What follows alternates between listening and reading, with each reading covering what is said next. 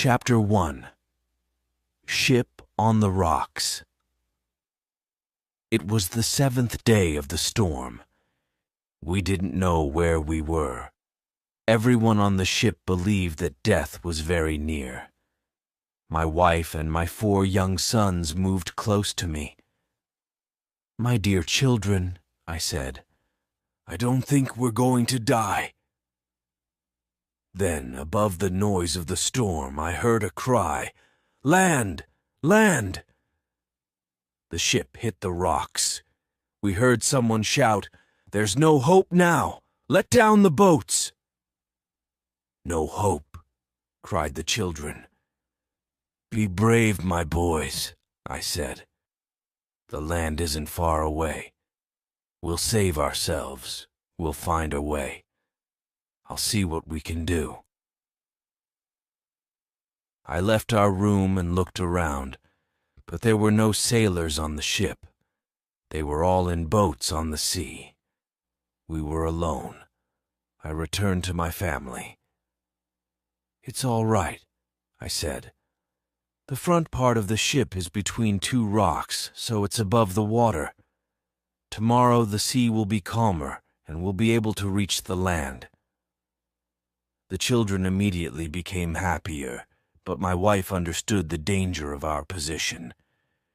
She prepared a meal and the boys went to bed, but my wife and I stayed awake and watched. The next day it was not as windy and the sky was clear. We could see that we were near land. "Now," I said, "let's go around the ship. Let's look for things that will help us reach the land. We need food and water, too. Then we'll meet again here." Fritz, my oldest boy, brought back guns and gunpowder. My second son, Ernest, found a box of tools, a lot of nails, a big knife, some small knives, and some other things. The box was very heavy, but Fritz helped him with it. When my third son, Jack, opened the door to one of the rooms, 2 big dogs jumped out at him. They were quite friendly, and he brought them with him. Then my wife came with Franz, our youngest son. "Good news," she said. "A donkey, 2 goats, a pig, 6 sheep, and some chickens are still alive." I said, "Those will all be useful, but not the dogs. They'll eat too much." "But father," said Jack, "they'll help us to catch animals for food when we reach the land." "Yes," I said, "but we haven't reached it yet. We need to make a boat. Let's get some barrels and some pieces of wood." So we started to work and we made a boat. We used one of the pieces of wood to hold the sail. At last, everything was ready, and we lowered the boat into the sea. It was too late to leave the ship that night, so I tied one end of a long rope to our boat and the other end to the ship. Then we had a meal and went to bed. Chapter 2. The Island. We all woke up early the next morning. I called the children together and said, "First, we must feed the animals. I hope we'll be able to come back for them later. Then let's take everything that will be useful to us." We took guns and gunpowder and bags of food. We took some cooking pots, the tools, nails, and knives. We brought sailcloth to make a tent. The chickens seemed sad, so we brought them too. "The dogs," I said, "can swim behind the boat." At the last minute, my wife came carrying a big bag.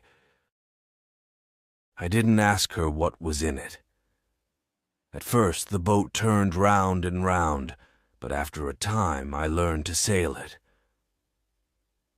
"Look!" cried Fritz as we came nearer the land. "Those are coconuts. We'll have coconuts to eat." The dogs were swimming towards calmer water. "They know the best place to land," I said. I'll follow them. 3 of the boys jumped onto the beach. Then they helped Franz to follow them. We took everything out of the boat and freed the chickens. Then I cut some wood from the trees, put it in the ground, and made a tent from the sailcloth. Now, I said to the children, go and bring some dry grass for our beds. While they were doing this, I found some big stones for a fireplace. I soon made a good fire using dry wood from the beach. My wife got a pot of water from the river and put it on the fire. Then, helped by little Franz, she began to cook a meal. Fritz took a gun to the other side of the river. Ernest went to the right along the beach, and Jack went to the left. Suddenly I heard Jack shouting. I took a gun and ran to help him. I found him standing in water up to his knees. "Come here, father," he shouted. "Come quickly. I've caught something really big." "All right," I said. "Bring it here." "I can't. It's caught me." I laughed. Then I hit the large shellfish with my gun and freed Jack. It was only holding on to his clothing, so he wasn't hurt. "Well, Jack," I said, "you've caught our first fresh food." Just then, Ernest came.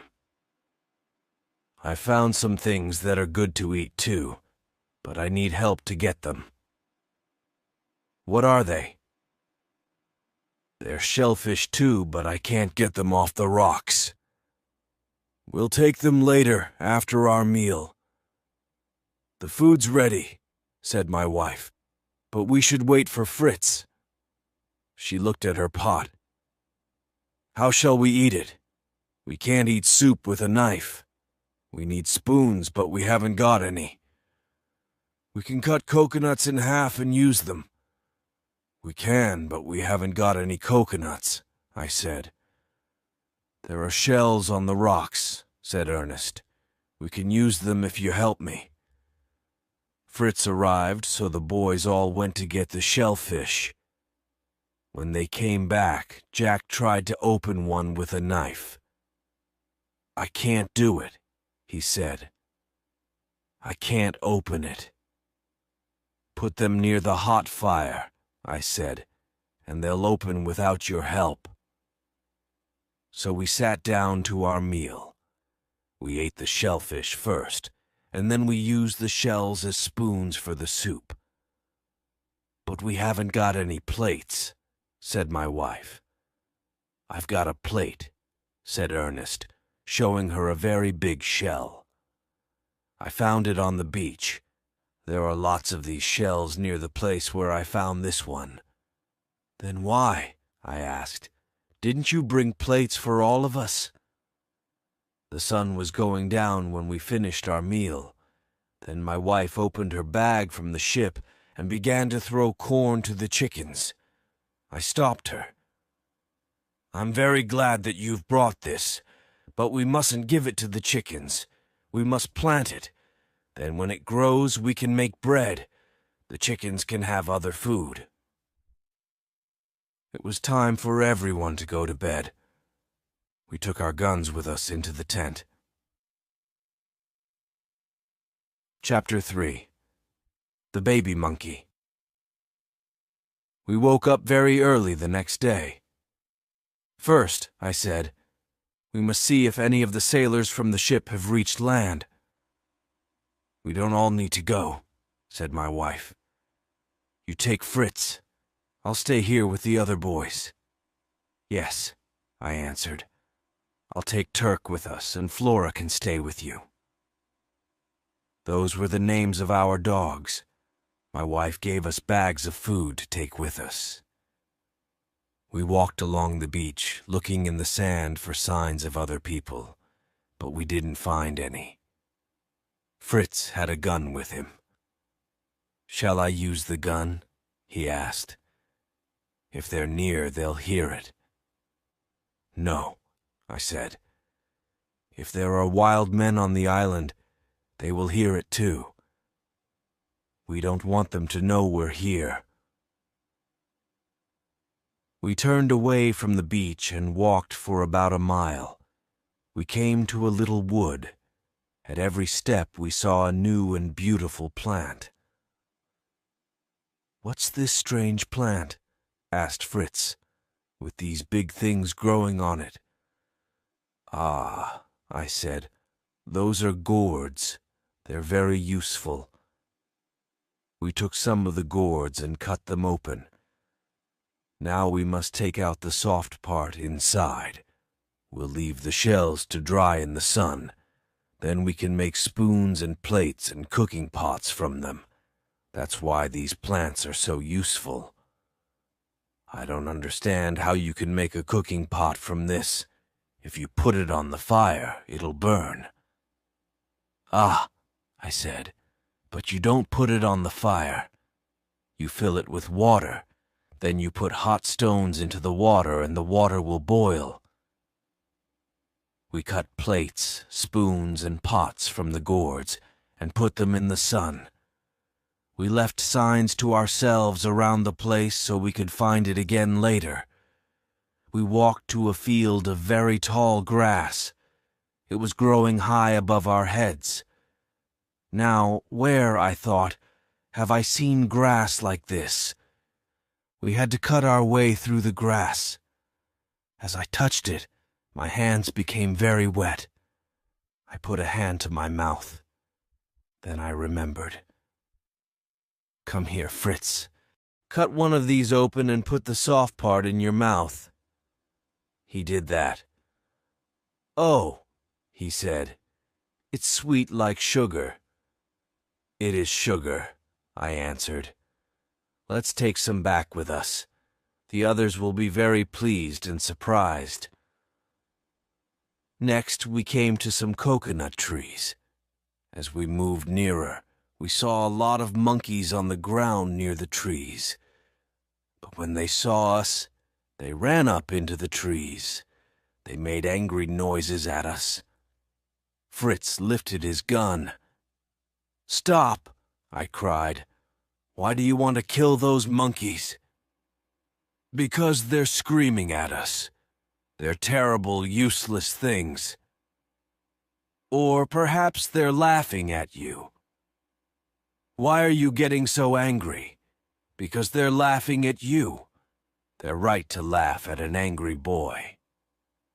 And they aren't useless." "How can you make a monkey useful?" Fritz asked. I threw some stones at the monkeys in the trees, and the monkeys threw coconuts down at us. "There," I said, "an angry monkey can be quite useful." "More useful than an angry boy," said Fritz. "But I'm not angry now. I'll carry the coconuts." We came to more coconut trees, and the dog, Turk, ran in front of us. We heard cries of pain and angry cries from the monkeys up in the trees. We saw that Turk had one of the monkeys in his mouth. Fritz ran to save it, but it was too late. The monkey was dead. Its baby wasn't far away. It was in the grass, crying out in fear. Then a very strange thing happened. The baby monkey jumped onto Fritz's back and held onto his hair. "Take it off! Take it off!" cried Fritz. I laughed.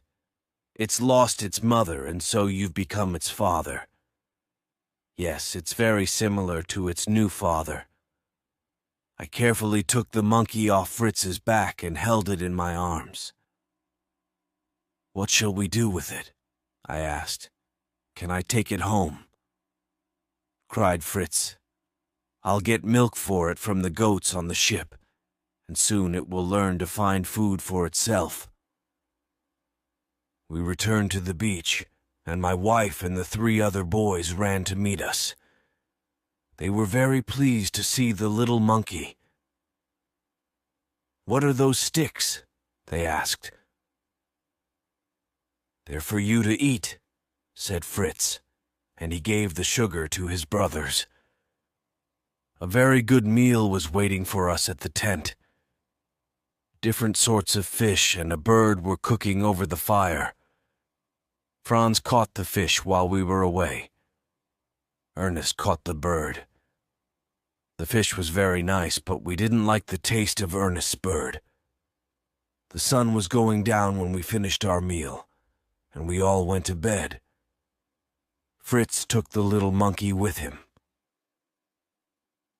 Chapter 4. Back to the ship. When I woke up, I said to my wife, "I don't know what to do first. There are so many things that we need to do. First," she said, "you must bring those animals from the ship.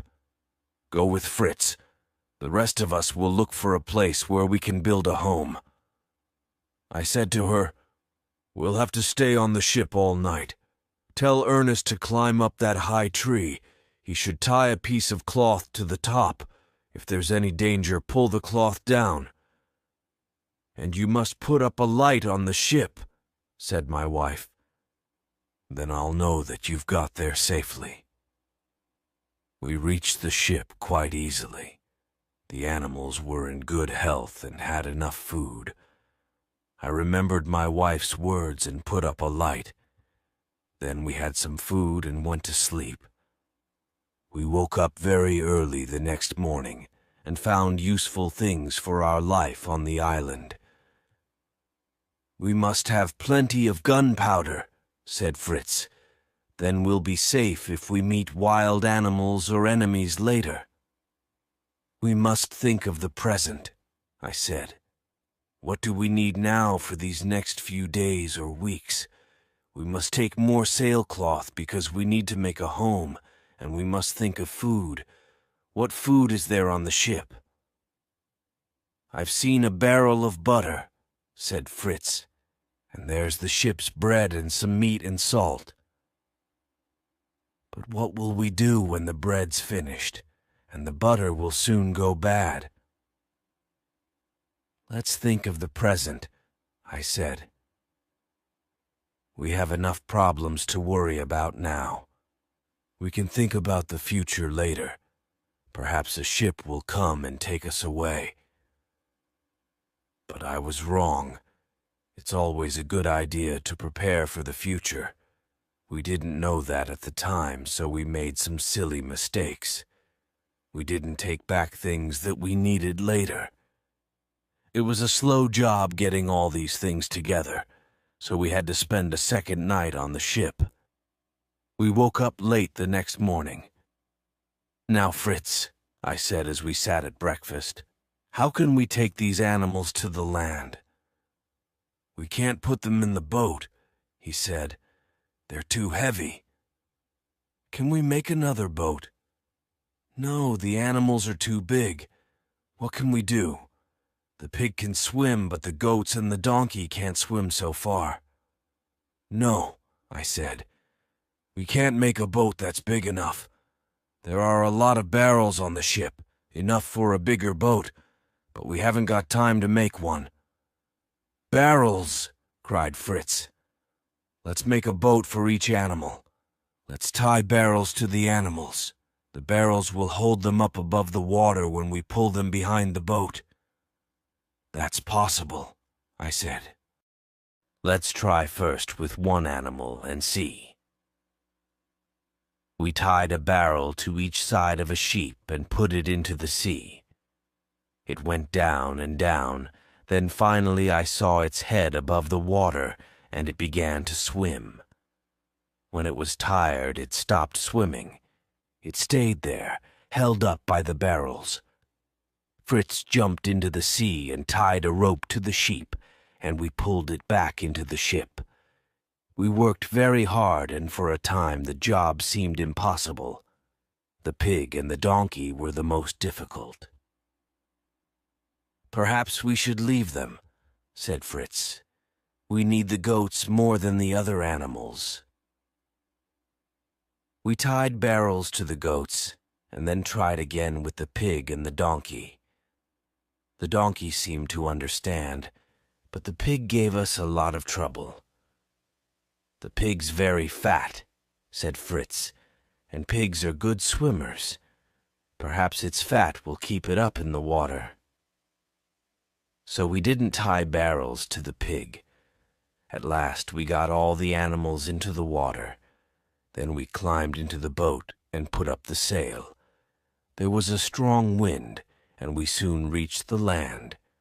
I cut the barrels from the animals, and they came up onto the beach. They were glad to be on land again. My wife and the boys came running. My wife was surprised to see all the animals, even the pig, safe on the land. "How did you think of using the barrels?" she asked. "I didn't think of it," I answered. "This was Fritz's plan, not mine." Chapter 5. A New Place. "What did you do, my dear, while Fritz and I were on the ship?" I asked. "I found a place for our new home," said my wife. "It was impossible to stay in the tent because it was so hot, and there are no trees here that we can sit under. So Ernest and Jack took their guns, and we took enough food with us for the day. The dogs came too. We came to a river and crossed it on stones. Then we walked up to higher ground. From there I could see a small group of 10 or 12 trees.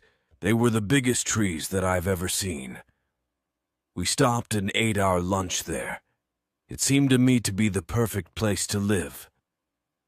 Now you know my story. I went to look for a new place to live, and I found one. Promise me that we'll go there tomorrow. We'll make a home for ourselves in one of those big trees." "What?" I said, laughing. "In a tree.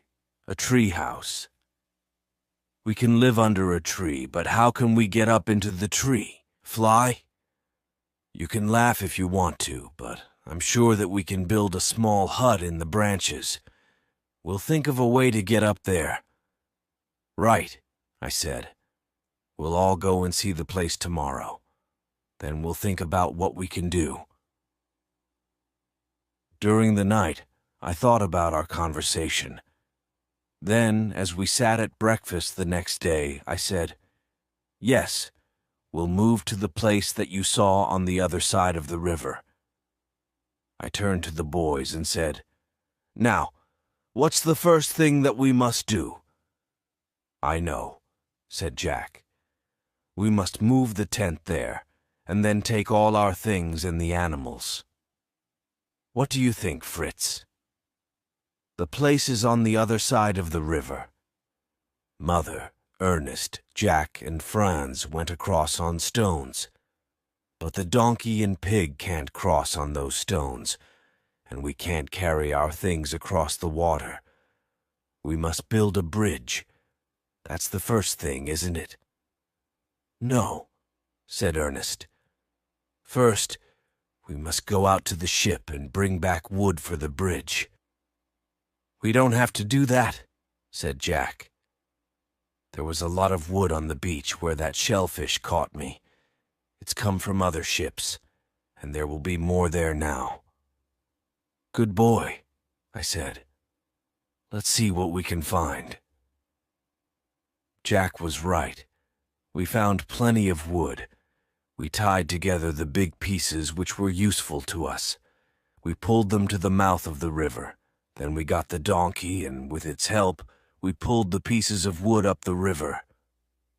Finally, they were at the place where we wanted to build our bridge. It wasn't easy, but we put 3 long pieces across the river. Then we nailed more wood across them. It was very hard work, and we all slept well that night. The next morning, we got up early and began preparing for our journey. We put our pots, food, and smaller things into bags and hung them on each side of the donkey. We put little bags on the goats, but the pig refused to carry anything. Franz sat on the back of the donkey so it could not run away. The boys and I carried the other things that we needed for the first few days in our new home. When we were all ready, my wife said, "We can't leave the chickens here. If we leave them, we'll lose them all." Fritz and Ernest tried to catch the chickens, but it was impossible. They ran away. "I'll show you how to do it," my wife said. She threw a little corn on the ground, and all the chickens ran to it. When she threw some more inside the tent, they all went inside. Then, while they were eating, she closed the tent. "Now, Jack, you go into the tent, catch the birds, and pass them out to us. We'll tie their legs and put them in 2 barrels on the donkey's back." At last, we were ready to start. We put our other things inside the tent and closed it carefully. Fritz and my wife went in front. Next came the donkey with Franz on its back, then Jack with the goats. The monkey rode on the goat that gave him his milk. After him came Ernest and the sheep, and I came last. The dogs helped us to keep all the animals in line. The pig did not want to come with us, so we left it behind. But when it saw us leaving, it came running after us. When we reached the bridge, it was there too. We crossed the bridge very carefully. I was worried about the weight of the donkey, so I went first. The bridge was all right, so the donkey went next. Then the rest followed, but not the pig. Oh no, the pig refused to go on the bridge. We tried everything but without success. Then, when we were all on the other side, the pig swam across. It followed us, so we reached the place where we wanted to make our new home. "These are wonderful trees," said Fritz. "They're so tall." "Yes," I said. "I didn't think they were as big as this. This is an excellent place. If we can make a house in one of these trees, we'll be safe from wild animals." We tied up the animals so they couldn't escape, but not the pig.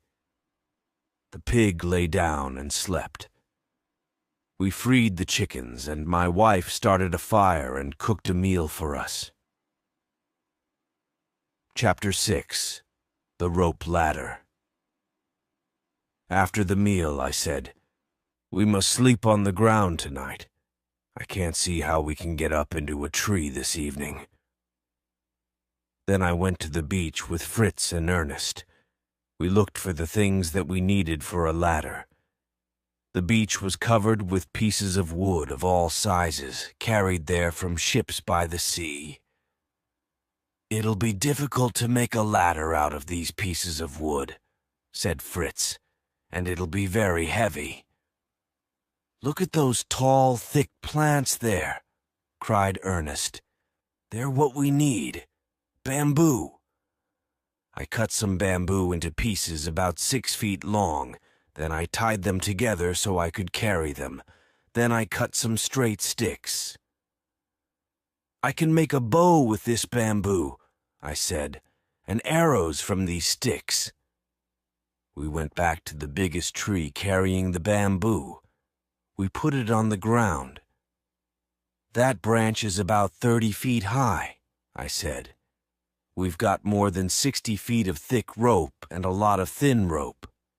Now we'll put 2 long pieces of rope on the ground, and we'll cut pieces of bamboo 1.5 feet long. Fritz, you cut the pieces. Ernest will help me with the rope." So we began to work. "Now," I said, "we must tie pieces of bamboo across the ropes to make steps. Then we'll have a rope ladder."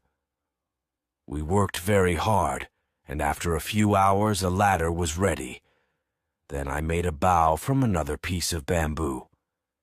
"Ernest," I said, "make arrows from these sticks. Put a big nail in one end." "Oh," cried Jack, "a bow and arrows. What are you going to do with them? I want to play with them. I'm not making a toy, Jack. I'm going to shoot with this. But soon you'll all have bows and arrows because we must be careful with our gunpowder. When we've used this gunpowder, we won't be able to get any more. And if there are dangerous men on the island, we'll need our gunpowder.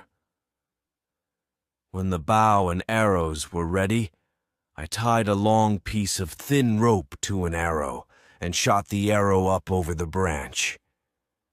It came down on the other side, carrying the thin rope with it. "Ah," said Ernest.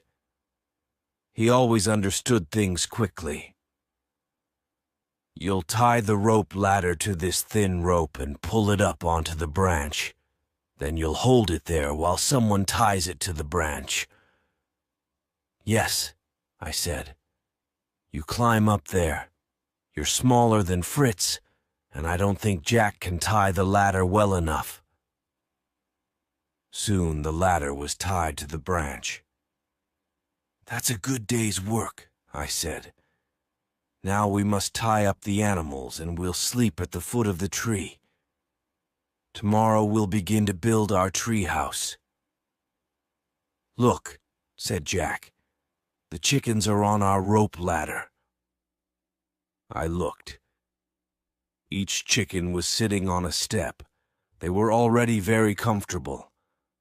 I lit a big fire to keep away dangerous animals. Then I decided to stay awake and watch. Chapter 7. The Treehouse. I was worried at first. I didn't feel that we were in a very safe place. I heard a strange sound. No, it was only the movement of the trees.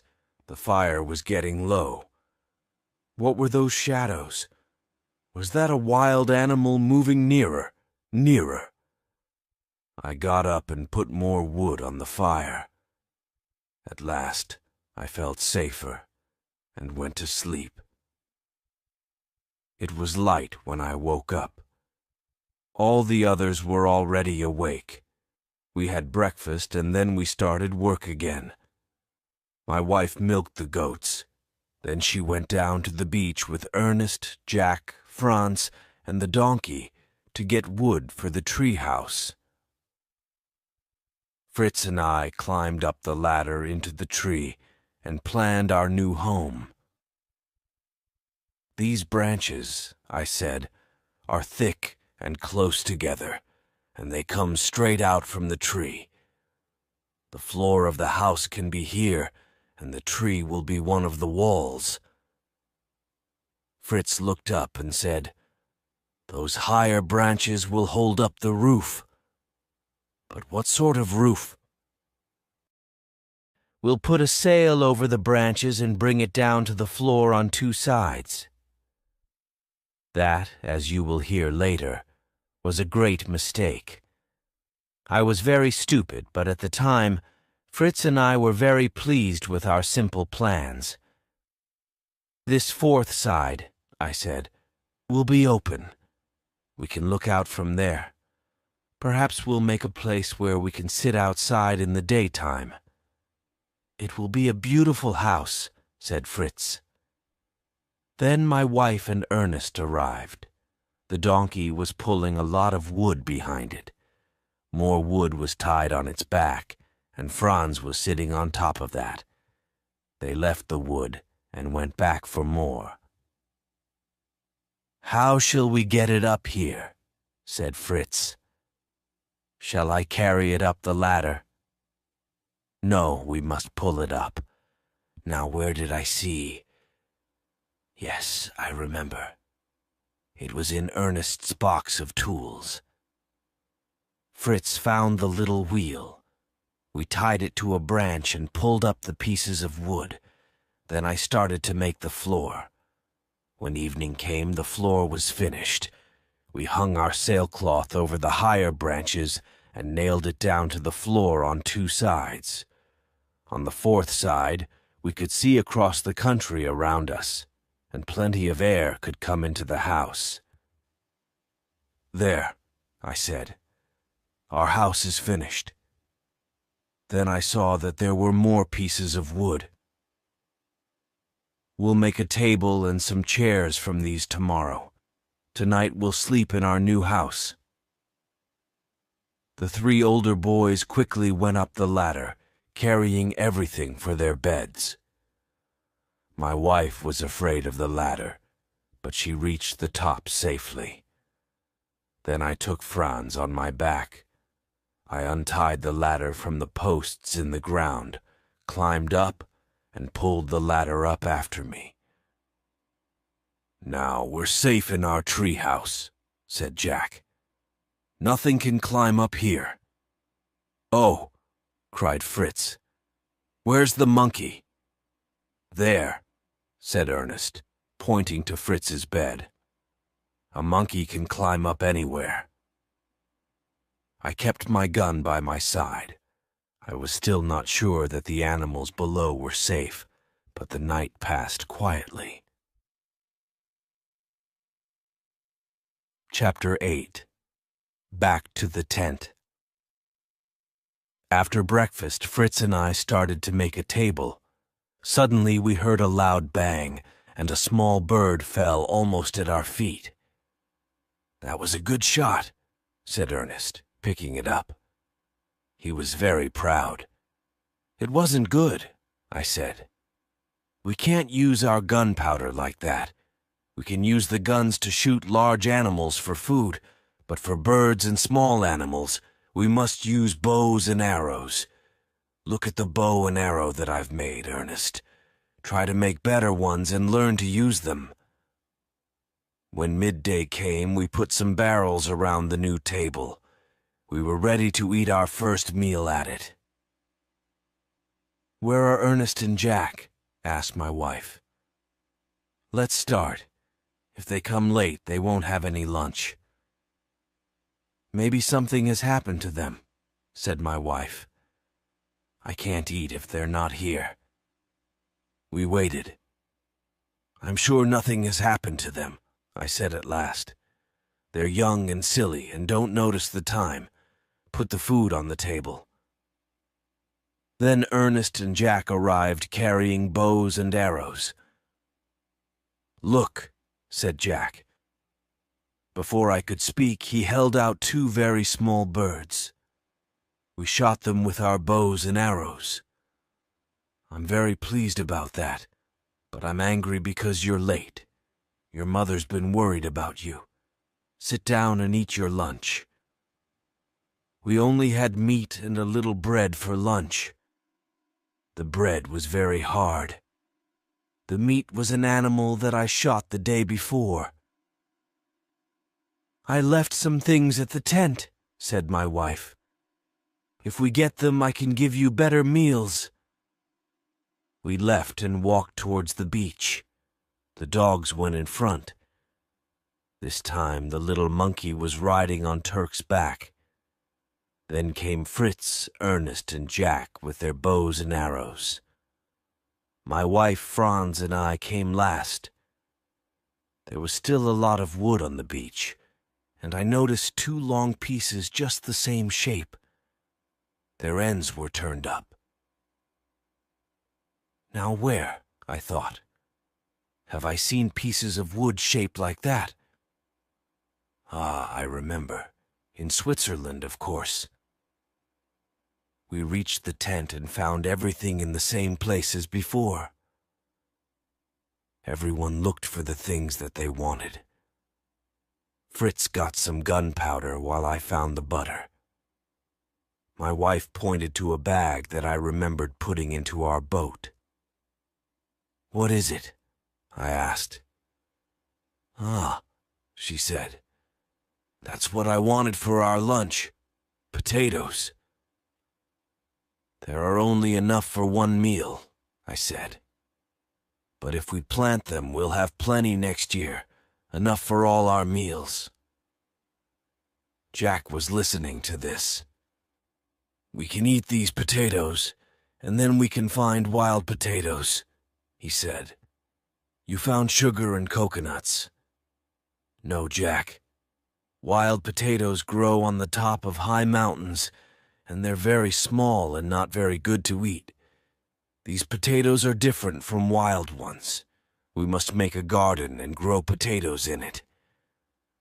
"But what can we eat now?" asked Jack. "I'll see what I can find," I answered. "Until our garden's ready, there are some wild plants that we can use." Next, Fritz and I went to get salt. The seawater dried on the rocks and left salt behind. We were able to get enough to give our food some taste, but we were stupid not to take more than that. Chapter 9. The Sledge.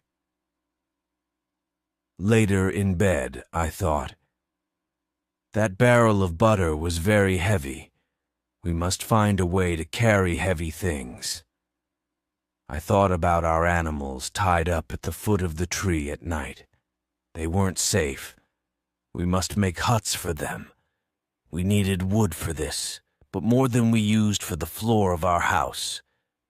We also needed bamboo. The donkey couldn't carry so much, so we must make a sledge. Those 2 pieces of wood on the beach were just the right shape for the bottom of a sledge. Early in the morning, Ernest and I climbed quietly down the ladder. I took some tools, nails, and a piece of light rope. We found the 2 pieces of wood and nailed them together with smaller pieces. Then we put a lot of bamboo and wood across the top. I tied a rope on the front, and we pulled the sledge back along the beach. It moved very easily across the sand. When we were finishing our breakfast, we heard a loud noise from the chickens. We all ran to them. "It's the monkey!" cried Ernest. "He's running after them." Then we saw the monkey hiding behind a tree. He was eating an egg. The monkey ran away to another tree, and Ernest ran after him. Soon Ernest came back with 4 more eggs. My wife went and looked in the grass. "One of the chickens is sitting on her eggs," she said. "Soon we'll have some little ones. We must make a safe place for the chickens. Then we can keep the monkey away from them."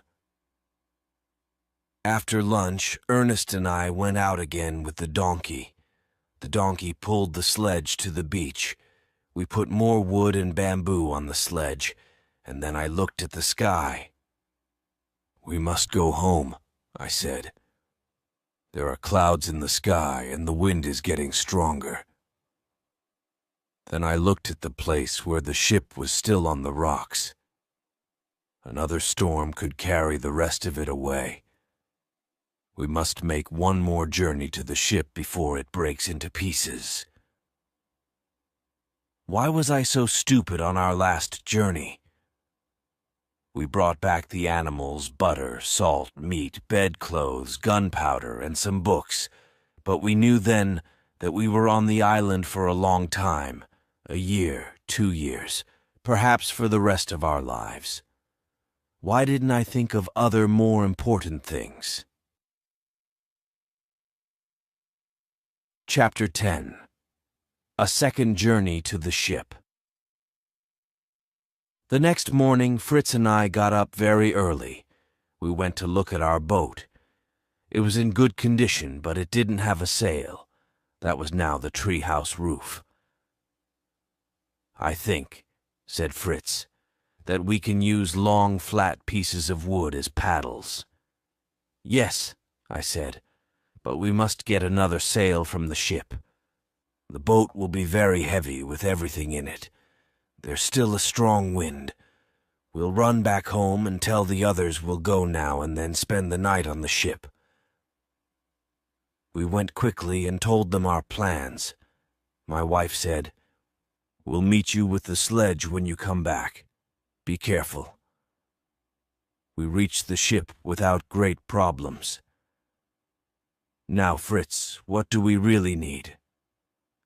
"I can only think of one very small thing," he answered. "What's that?" I want something to catch big fish.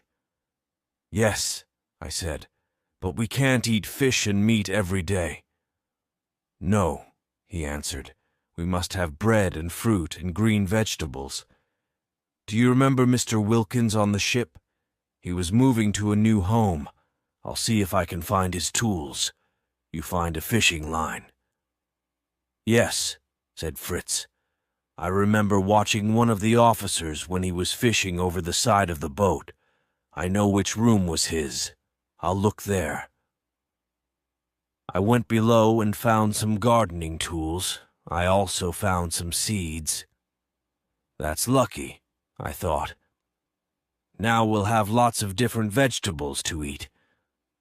Fritz came back with his arms full.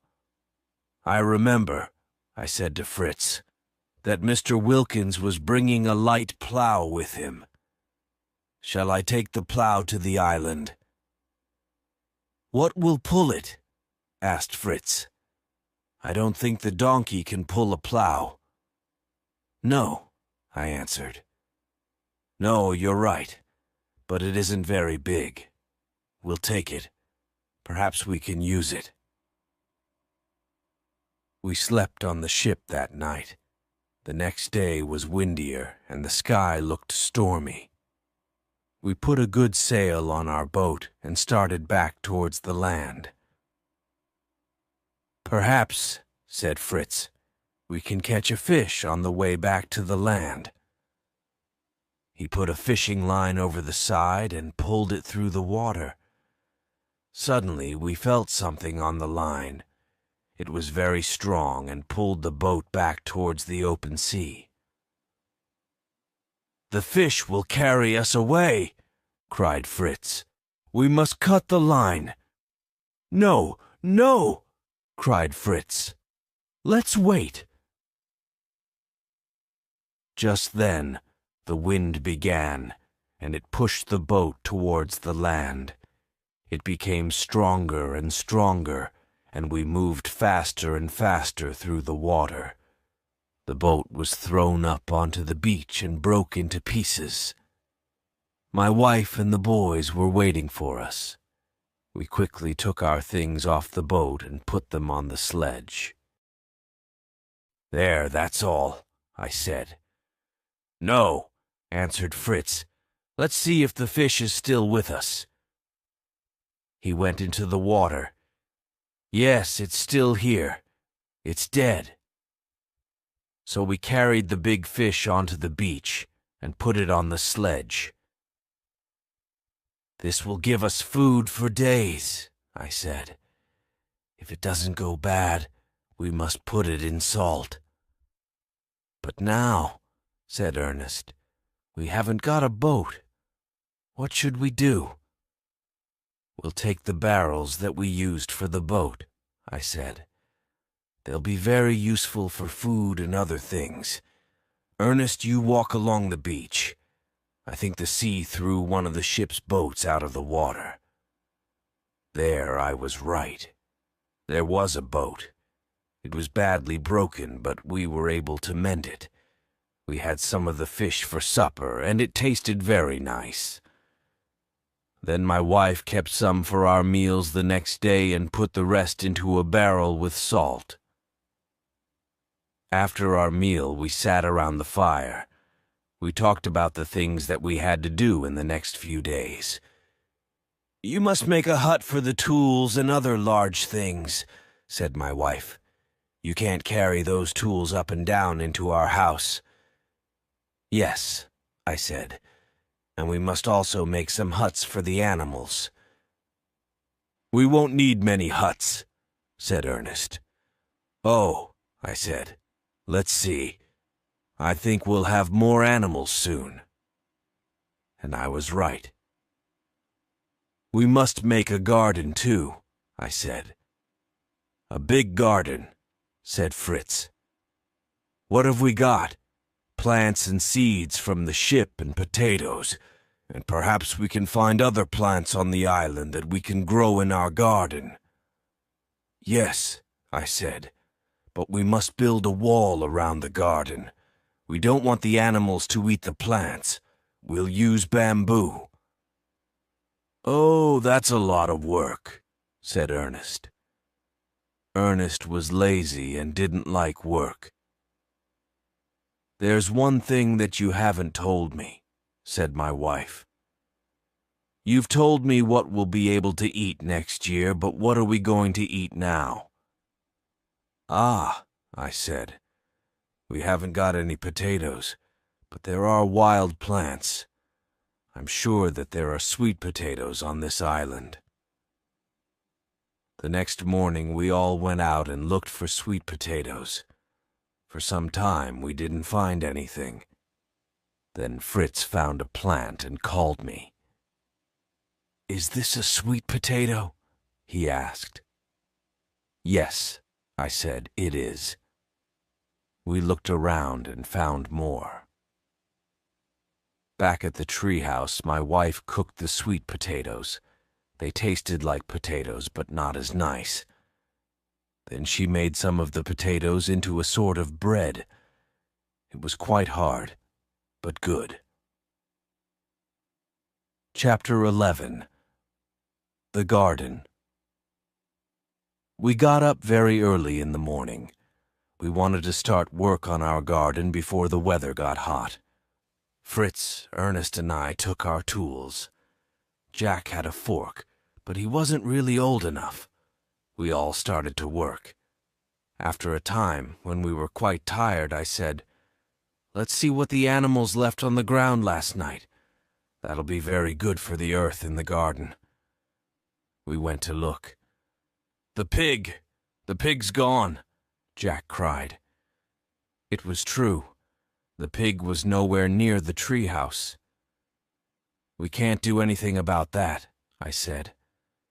"Perhaps she'll come back again."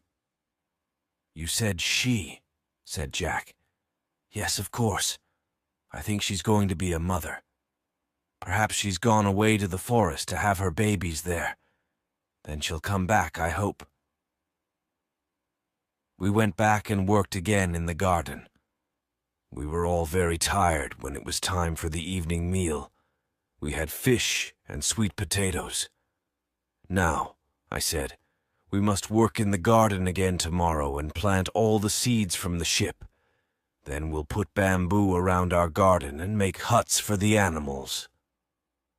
"We must make a big hut for the pig," said Jack, "if she has a lot of little pigs." "Now go to bed," I said to the boys. "Be ready to work hard tomorrow. First, we'll get the bamboo." "How will we carry a lot of bamboo across the ground?" asked Jack. "We can't use the sledge. Can the donkey pull it?" "No," I said. "We won't go to the place where we found bamboo before. We'll go to a different place. Then we'll be able to bring it here more easily." "Oh," said Jack. "Is there an easier way?" "Yes," I said. "We'll go up the river. We'll cut the pieces of bamboo and pull them to the river. Then the river can carry them down to our treehouse." "Ah," said Jack. "Yes, that'll be the best way." Chapter 12. Buffaloes and Other Animals. We left the next morning to get bamboo for our garden and for animal huts. My wife and the 4 boys came with me and the 2 dogs, Turk and Flora. We also took the donkey. We needed it to pull the bamboo to the side of the river. It was our first visit to this part of the island, so we took our guns with us. The dogs were a mistake, but the guns weren't. We went up the river and found a lot of bamboo. We cut it and tied it together, and the donkey pulled it to the river. Then we had a meal and rested. Jack went for a walk. After a time, he came back and said, "Father, there's a big field over there, and there are 10 or 15 large horses in it." I said, "Jack, there aren't any horses in this place." "There are," he said. "Come and see." When we came out of the trees, we saw a lot of buffaloes. We went nearer and nearer until we were about 130 feet away. The buffaloes stood and looked at us with their big round eyes. They didn't seem to be angry or afraid. I could see 2 young buffaloes. Then Turk and Flora began to jump up and down, making a lot of noise. The buffaloes became angry and they came towards us. We were in great danger, but Fritz and I both used our guns. One of the buffaloes fell dead and the others turned and ran away. We were lucky to escape so easily. I said to Fritz and Ernest, "Come and catch those 2 young buffaloes. The dogs have pushed them into the trees. We must take them with us." We put ropes around their necks, and they came with us without any trouble. We hurried away as fast as we could. "Now," I said, "we'll leave the bamboo until tomorrow, but the young buffaloes will be very useful. We'll give them milk from the goat." The goat gave the young buffaloes her milk. "But," said Jack, "there won't be much milk for us." "No," I said, "but soon we'll have as much milk as we need." "You seem very pleased about the young buffaloes," said Ernest. "Yes, I am," I answered, "because now I can see an answer to 2 big problems." "Oh," said Ernest, "what problems?" "These," I answered. "When the goat doesn't give us any more milk, we won't have any. But these 2 young buffaloes will grow up, and they'll have babies, so we'll have more and more buffaloes and plenty of milk. Buffalo milk is very good. We can make butter from it, and perhaps cheese too." "And what was the other problem?" asked Fritz. "The other problem," I answered. "You remember the plow that we brought from the ship? I didn't know how we could pull it. A buffalo is very strong, and the buffaloes can pull the plow for us. So now we have a plow and we have milk." "Not yet," said Ernest. "No, not yet," I answered, "but next year. We mustn't think only of today. We must think of future years." The next day we went back and cut up the dead buffalo. We brought a lot of the meat back and put it into barrels with salt. Now, I thought, we'll have food in the winter. We also put the bamboo in the river, and the river carried it down to a place near the treehouse. We pulled it to the treehouse and started to put it around our garden. Some days later, when the garden was finished, I said, "Now we must begin to make huts for the animals." "We'll only need 3 huts," said Ernest. "Why only 3 huts?" I asked. "We need one for the buffaloes, one for the goats, and another for the sheep," said Ernest. "And perhaps we should make a house for the chickens." "But," I said, "the donkey and the pig need huts too." "Oh," said Ernest, "the pig's gone, and today the donkey's gone too." "Gone?" I said. "Yes, I can't see it anywhere, and the pig went days ago." "Yes," I said, "but I hope they'll come back. We'll make huts for all of them, and hope." We were sitting at breakfast a few days later when Fritz said, "Something's moving in those tall grasses. I'll get my gun." He ran and got his gun. "Wait," I said. "Don't shoot. Let's see what it is." Jack said, "I'll go round behind it and look. If it's dangerous, I'll run away." So Jack moved very quietly. He was very good at that because he often followed birds with his bow and arrow. The thing came nearer, and then out came our pig with 6 little ones. "At last," I said. "We're all very glad to see you, Mrs. Pig, and your house is ready for you." So we pushed the pig and her 6 babies into their hut. Then Franz called to me. "Look," he cried, "Flora's had 6 babies too." So now we had 8 dogs and 7 pigs. "Now, where's our donkey?" I said. One morning we were planting potatoes in the garden when we heard a strange noise. "What's that?" I said. "What sort of animal is making that noise?" The dogs heard it too. They looked ready for a fight. We all looked around. We couldn't see anything, but the noise continued. It came nearer and nearer, and our dogs became angrier and angrier. I tied them to a tree. Then Fritz put down his gun and started to laugh. "I can see it," he said. "It's our donkey. He's come back." There he was, and then we saw that he wasn't alone. Our donkey was bringing another animal with him, very similar to a donkey but smaller. "That," I said to Jack and Ernest, "is probably a kind of wild donkey. Now don't make a sound. Fritz and I will try to catch her."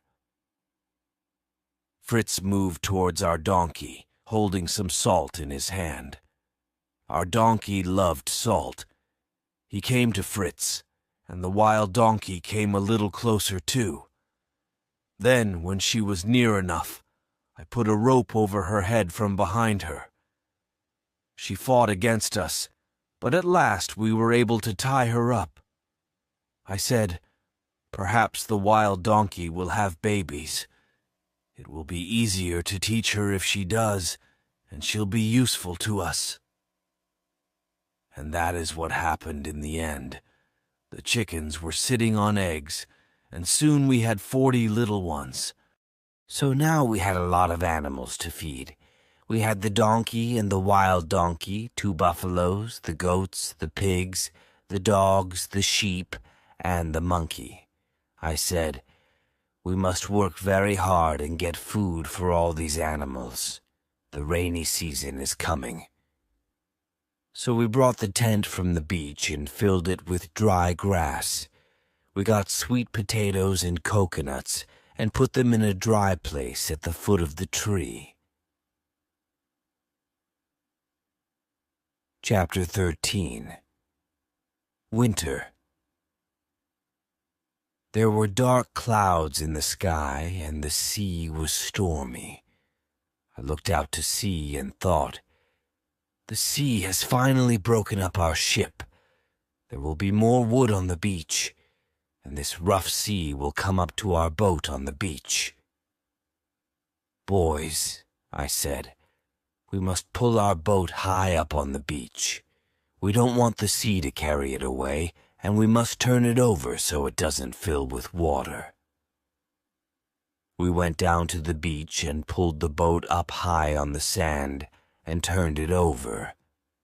Then Ernest pointed and said, "What's that thing there? That square thing?" I looked and saw a big box. It was nearly covered with sand. We uncovered it and opened it, and it was full of a sailor's clothes. The clothes were very wet and salty from the sea-water. "We can wash them in the river and dry them," I said.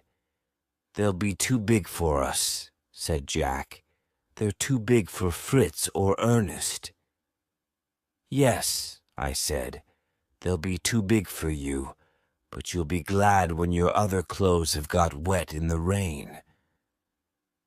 Then I thought, now winter's coming. What do we need? Dry firewood for my wife to cook with under the treehouse. We didn't, of course, cook in the treehouse because of the wooden floor. So we found a lot of firewood and put it at the foot of the tree, under the tree house. Then I thought, in the stormy weather, we won't be able to go far from our house to get food. We must be sure that we have a lot of food in or near the house. Then we can use that when the weather's very bad. We've got barrels of salt meat and buffalo meat. I hope it will keep well. We can't get any more salt. The sea was now coming up over the rocks, and there was no sunshine to dry the salt. My thoughts continued. We've got eggs, of course, from our chickens. Perhaps we can catch fish with the fishing line from the ship, but that's not easy when the sea is very stormy. We've got sweet potatoes and a lot of coconuts. The goats will give us a little milk, and there's plenty of dry grass for our animals. Now I said to my family, we've got a good house and plenty of food, so we're ready for the winter. That's what I thought, but I was very wrong. The next few months were probably the unhappiest months that I have ever known in all my life. We had 4 enemies: the rain, the wind, the cold, and the shorter days. The days were not much shorter, but we had to spend a lot of time inside the house because of the bad weather. The rain came down like a river from the sky. It rained nearly all day and all night. There were only a few days when it stopped. Most of the land was under water. The river was too big to cross, and our bridge was broken.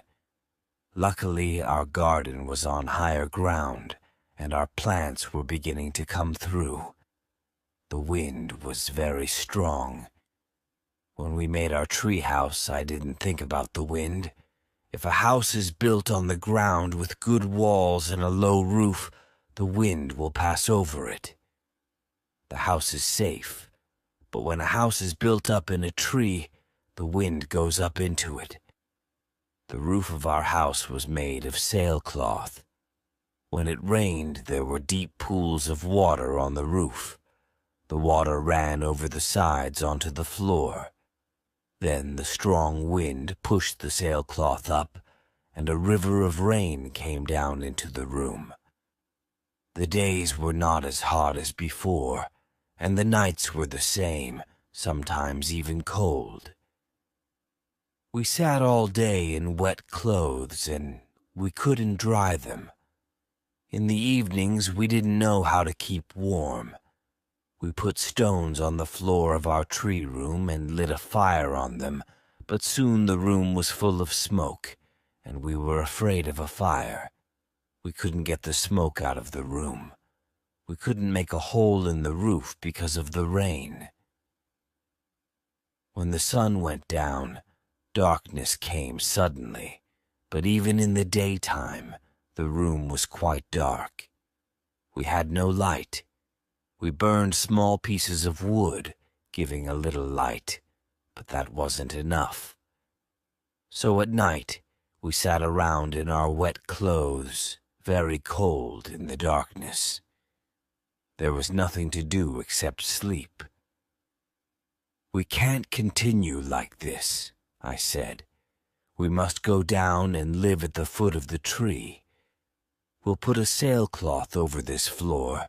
Then there will be 2 roofs, the roof in the tree and the roof on this floor. Then we'll be dry down there. We built 2 walls at the foot of the tree. The animals' huts made the 3rd wall, and the tree was the 4th wall. We made a hole in the floor of the upstairs room for the smoke from our fire.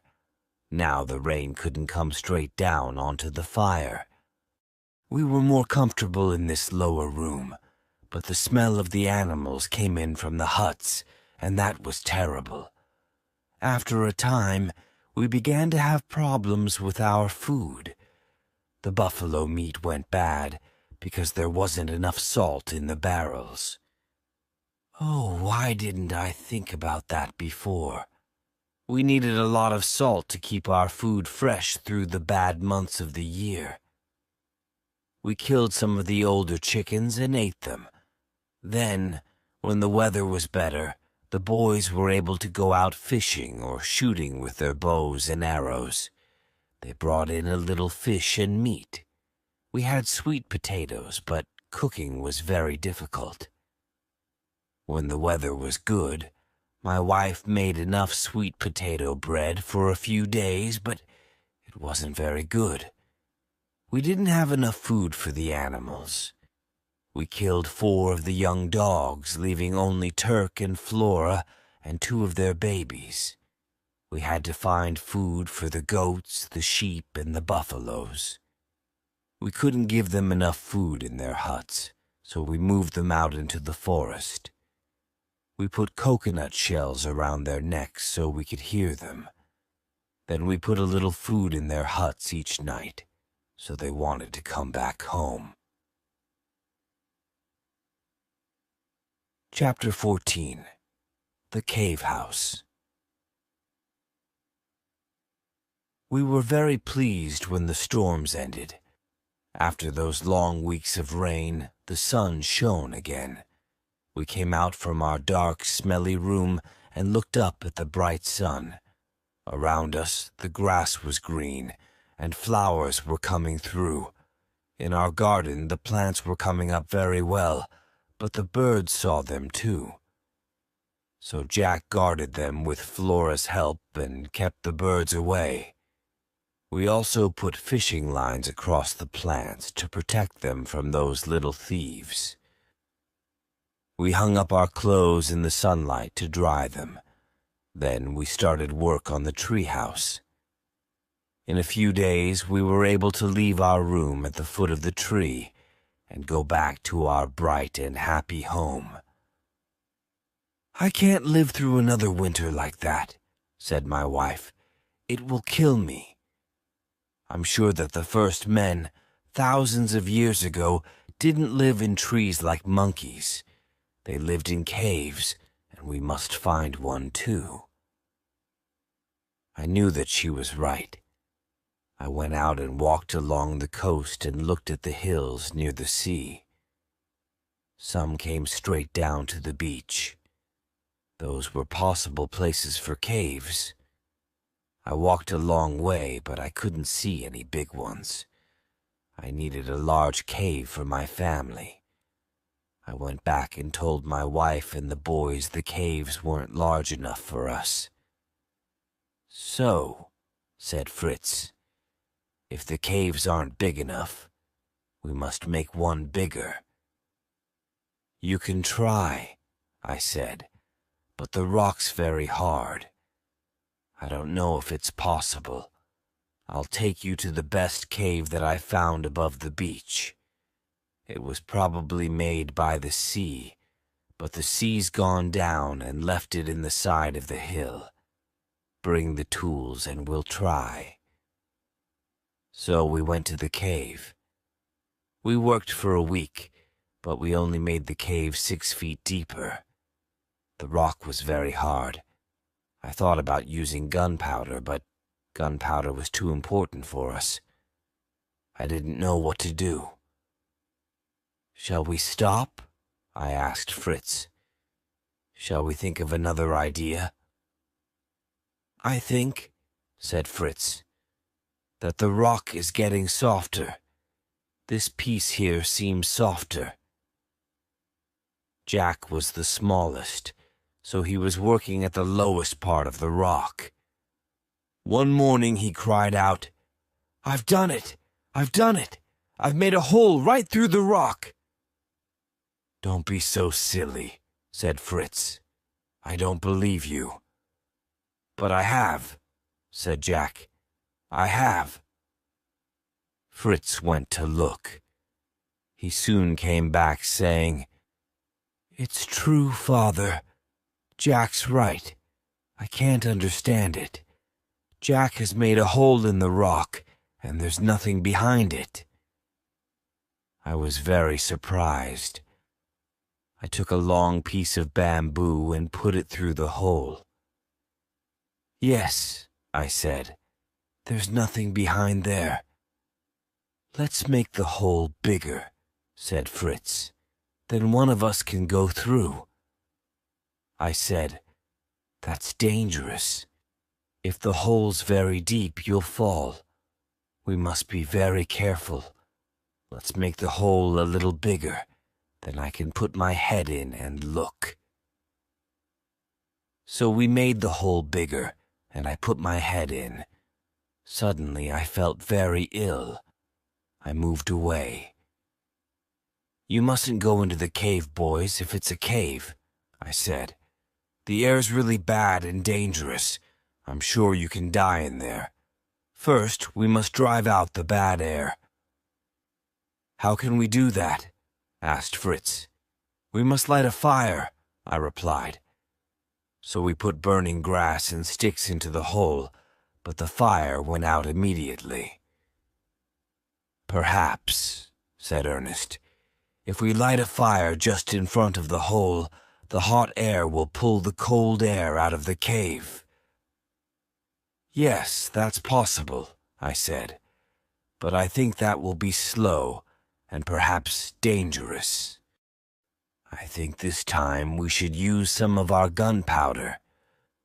So I took some coconut shells, tied some rope around them, and filled them with gunpowder.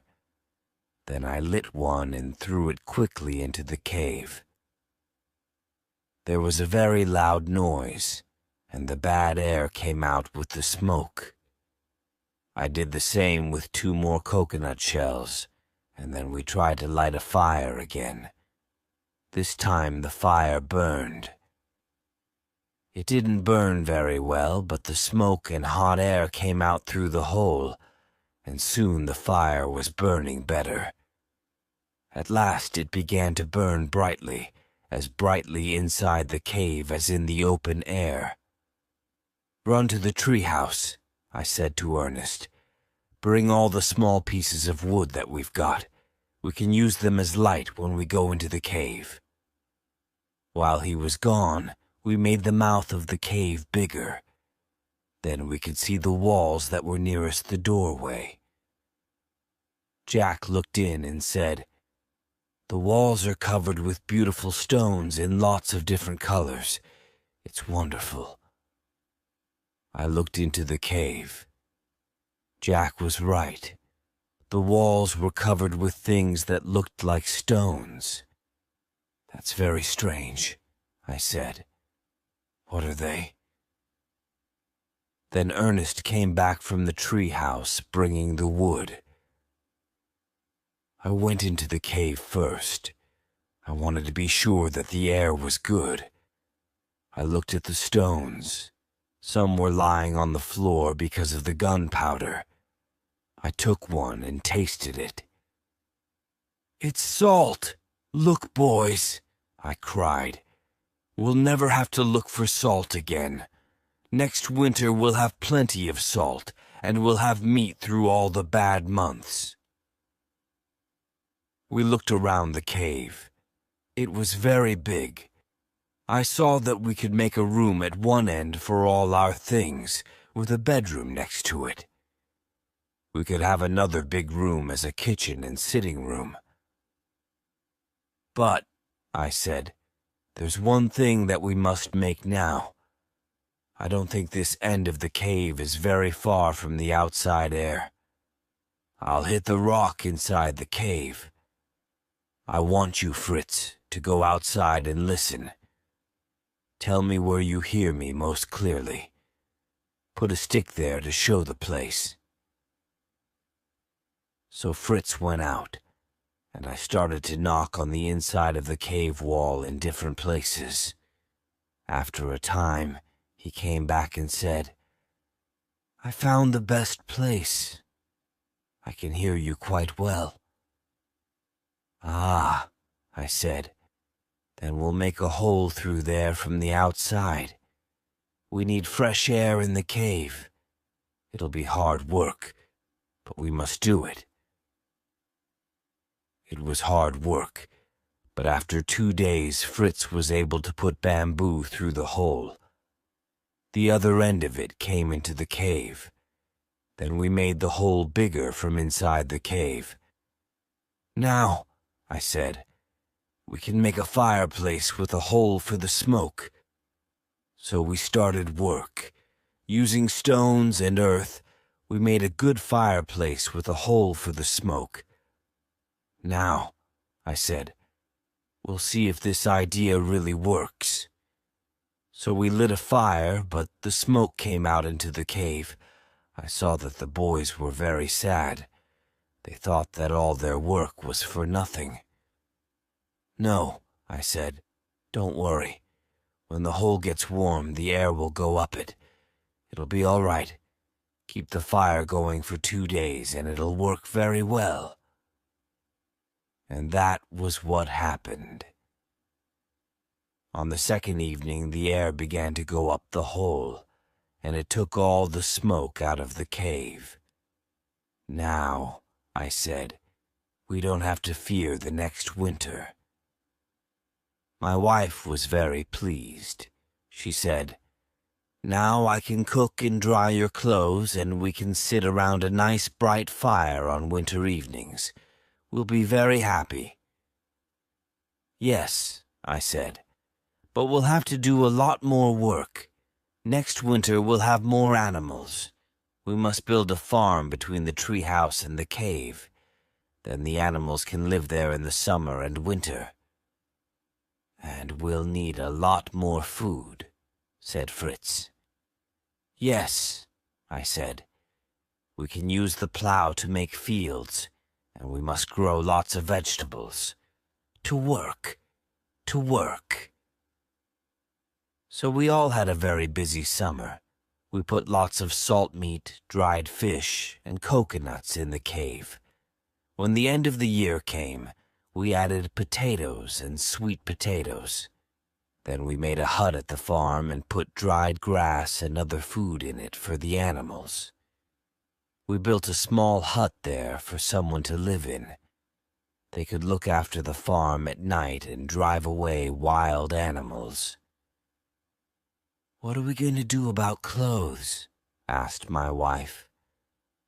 "The boys' clothes are in a terrible state, and the clothes from the sailor's box aren't very useful. When we found them, they were full of seawater. Now they're falling to pieces. They'll be all right for another year, but not longer. I must make cloth." "How can you make cloth?" said Fritz. "From what? We've only got 2 sheep." "There are plants," I said, "that we can use for cloth.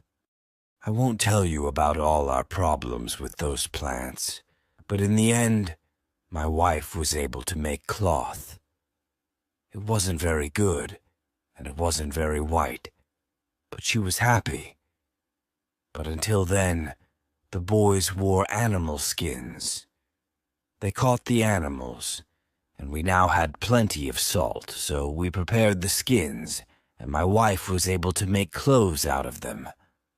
So the year passed, our second year on the island. The boys were getting big and strong. Fritz was now nearly 16, and Ernest was 14. I thought about the future. One evening I said to them, "You 2 are the oldest. Soon I'll have 2 fine, strong men to help me in our work on the island. As I become older, you'll be able to do the harder work. Jack is a quick learner, and he can help your mother. Little Franz isn't very helpful yet, but he's a good little boy and doesn't give us much trouble. Yes, we are very lucky." Chapter 15. The Canoe. As the years passed, we made our houses better. We put a wooden roof on the treehouse. The rain didn't come through in winter after that, but it still wasn't a good home for the rainy season. We also built a place in front of the cave. We could sit out there and enjoy the sea air and the sunlight. The farm became bigger and bigger. The buffaloes pulled the plow and they gave us all our milk. We were able to make butter from it too. We got more eggs from our chickens than we could eat in the spring and the summer. In the winter, we had just enough eggs for our needs. The wild donkey had a baby. It was very pretty, and it was easier to teach than its mother. Of course, we had problems. One morning, Jack came running back from the farm. "Oh, Father, Father, come and see," he cried. I went down there. Everything in the farm buildings was broken, and the plants from the fields were everywhere. Monkeys laughed at us from the trees. "Oh no," I said. "They've destroyed everything. We must be sure that this never happens again." Turk and Flora's babies were now old enough for us to teach them. We made a rule that one of us, Fritz, Ernest, or I, always slept down at the farm with the dogs. They were quick to learn about the monkeys. We showed them that they must always run after a monkey. When they did, the monkeys ran away. Soon, the monkeys stopped coming to the farm. As I watched my boys grow up, I was very pleased with them. Fritz was very strong and tall. Ernest wasn't as big, and he was quieter, but he wasn't as lazy as before. He wrote down the names of all the plants on the island and drew pictures of them. He made some paper out of plants like the Egyptians many thousands of years ago. Franz was more sensible than Jack. He always did what he promised to do, but Jack was a good son too, and he did a lot of work on the farm. Franz liked helping his mother, while Jack spent more time with me. One day Fritz said to me, "I'd like to go away alone. I want to visit the parts of the island that we haven't seen. The ship's boat is too heavy for one person. I want to make a canoe."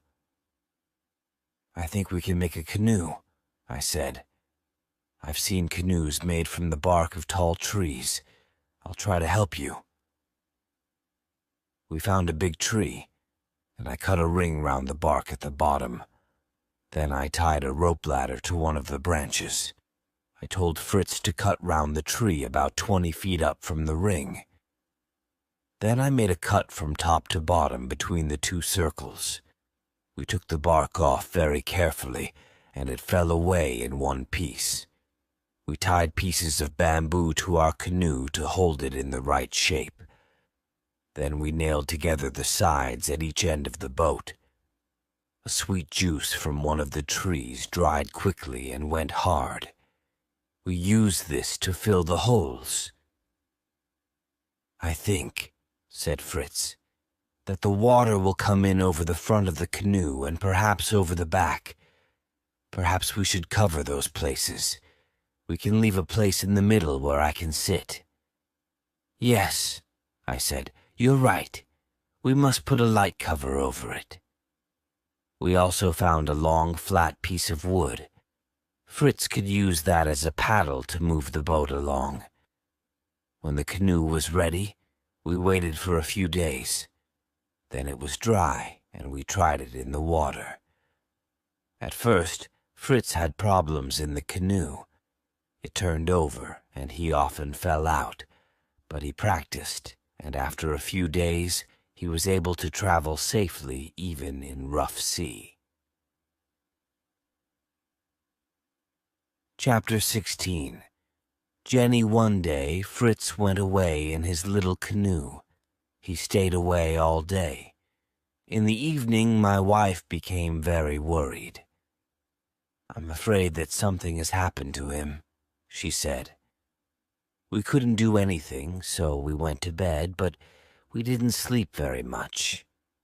The next day, we went up to the top of a hill, but we couldn't see him. Then Ernest pointed. "Look," he said, "is that him?" We looked. It was Fritz in his canoe. We all ran down to the water to meet him. "Oh, Fritz," cried his mother. "I thought you were dead." While he was having breakfast, Fritz told us his story. I've always wanted to know more about the west of the island, so I decided to look there. I took my gun and some gunpowder, a fishing line, and my knife. I came to the place where we found shellfish for the first time. I went for a swim there, and I found a lot more. I brought some up onto the beach and opened them. Inside one of them, I found this. He held out his hand. In it, there was a large pearl. I opened some more, and I found a lot of pearls. "Look, if you make holes through them, Mother can wear them around her neck," said Jack. "No, no," said my wife. "I don't want them. Who wants to wear pearls on this island?" "Perhaps one day," I said, "a ship will come and take you home. You can sell these for a lot of money. We'll put them in a safe place." "I haven't told you the most important thing," said Fritz. "I went on farther to the west. In the evening I sat on the beach and had a meal. As I was sitting there, a big bird flew over me. It was flying very slowly, so I shot it. Then I saw why it was flying so slowly. It was hurt, and this was tied around its leg." He showed us a little piece of cloth with writing on it. I looked at the writing. "Help, sailor on Smoking Island." "The person wrote the message in blood," I said. "Yes," said Fritz, "but where is the Smoking Island? I went up the hill behind me and I looked out to sea. There, far out at sea, there was a little smoke going into the sky. It came from a small island. I went out to the island and climbed up to the top. In a little wood I saw a small hut made of branches. In front of the hut there was a fire and fish was cooking in a big shell. I hid behind a tree and waited. Then someone came out of the hut. She was wearing the coat of a ship's officer. She went to the fire. I came out of the trees and she turned around. "She," I said. "Did you say she?" "Yes, it was a young woman. I told her not to be afraid. I told her about us. She can live with us, can't she? We will bring her here, won't we?" "Yes, of course we will. But tell us about her." "Her father's William Montrose, an officer who lives in India. Her mother died when she was born. Her father was going back to England in a ship with his men, so Jenny had to travel in another ship. Her ship was lost in a storm a year ago. She got away in a boat with the ship's officer and some sailors. The officer gave her his coat. He told her to watch for another ship or for land. Then another storm came. A big wave covered the boat. She doesn't know what happened after that. When she opened her eyes, she was on that little island." "How has she lived there for more than a year?" I asked. "I asked her that. She's got shellfish and there are coconuts on the trees. She made a fishing line from her hair and she catches small fish. She uses stones to make a fire. She's made a little hut for birds from bamboo, but she can only catch small ones. When the big bird came down on the island, it hurt its leg, so she was able to tie that piece of cloth around it with her call for help." "And the bird came to you?" "Yes," said Fritz. "I sat with her and listened to her story. Then I told her to stay on the island. I promised to return as quickly as possible. I couldn't come all the way home that day. I I slept on the beach and started again this morning. Can we go to Jenny today? Yes, I said. Yes, if we start immediately. I asked my wife to make preparations for Jenny. Then, taking a day's food with us, Fritz and I left in the ship's boat. Jenny was waving from the beach as we came near. We stepped out of the boat onto the beach, and she threw her arms around my neck and cried.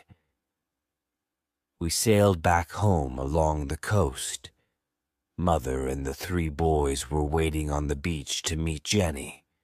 My wife said, "I'll have to dress you like one of my sons because these are our only clothes." Jenny had a bath and dressed in sailor's clothes. Then she joined us for a large lunch, and Jack put flowers in her hair. Perhaps my boys thought that they could teach Jenny a lot of things, but she could shoot better than they could. "My father taught me in India," she said. She was very good at catching fish. She was able to tell Ernest the real names of many of his plants. "I learned all that at school," she told him. Very soon, she and the boys were close friends. Jenny thought about her father all the time. "I'm sure that ships are looking for me," she said. Fritz said, "If a ship comes, we'll hear a gun. We'll answer with our guns, then they'll know that we're here." "A ship will come one day and take me back to Father," Jenny said. "I'm very happy with you, but he's probably very sad. He doesn't know if I am alive or dead." The summer ended, and the winter passed. Early one morning, Fritz went out in his canoe. He was looking for a nice big fish for our lunch. Then suddenly, we saw him turn around and come back. "Quick, quick!" he cried. "There's a ship!" We ran up to the top of a hill with our guns. Bang! There was an answering shot from far away. We waited, then used the gun again, and the answer came louder and nearer. Then we saw a boat coming towards the beach. We ran down to meet it. An officer stepped out. "I am Officer Littleton," he said, "of the Unicorn. Is Miss Jenny Montrose here? Some of the sailors from her ship, the Dorcas, told me to try these islands because the ship was lost near here." "Yes," I said. "Miss Jenny Montrose is here and she's safe." He looked at me and my family and at Jenny in sailor's clothes. "But," he said, I told him my name. "And this is my wife, my sons Fritz, Ernest, Jack, Franz, and this," I said, "is Jenny, our Jenny." Chapter 17. The End. I am writing this chapter with a sad heart. The Unicorn's boat is waiting to take this story of our life here to England. There, perhaps it will become a book. Other people will learn about our beautiful island, and perhaps some will want to join us in this quiet, simple, happy life. I asked my children, "Do you want to go back to Europe, boys, or to stay here?" Ernest said, "I want to stay and learn more about the plants, but the officer must send me books." Jack and Franz were too small to go. I turned to Fritz. "And you, Fritz, do you want to go back to Europe?" He took Jenny's hand in his. "Yes," he said. "We want to go now, but we'll come back." Officer Littleton left us some things, and we gave him our pearls. "I'll send you more from Europe," he promised. I'll sell the pearls for you to pay for them and for Fritz's school. I must stop. The boat is waiting. Goodbye, my boy. Goodbye, Jenny. Until we meet again.